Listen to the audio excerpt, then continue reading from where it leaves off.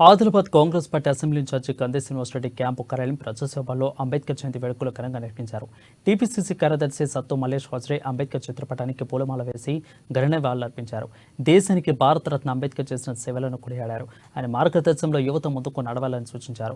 ఈ కార్యక్రమంలో DCC working president Pupeli Sridhar, Congress party జిల్లా మహిళా అధ్యక్షురాలు మంచికట్ల ఆశమ్మ, దుర్గం శేఖర్, చంద్రాల రాహుల్, శ్రీలేఖ, కాంగ్రెస్ సీనియర్ నాయకులు కిమ్మ సంతోష్, బైన్వర్ గంగారెడ్డి, అల్లూరి అశోక్ రెడ్డి, బండి దేవిదాచారి, సుధాకర్ గౌడ్, పోరెడ్డి కిషన్, ఎంఏ షకీల్, కయ్యూం, పత్తి మోచు, మన్సూర్, అంజన్ ఖాన్, కర్మ, అస్మత్ ఖాన్, ఖలీం, ఆయాస్ తదితరులు పాల్గొన్నారు.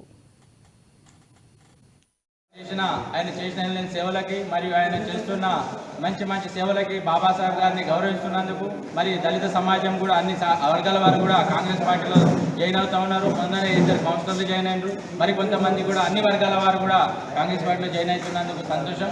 అలాగే ఈ బాబాసాహెబ్ గారి గురించి ఎంత చెప్పినా బడుగు బలైన వర్గాలకు చేసిన సేవ అయినలేనిది.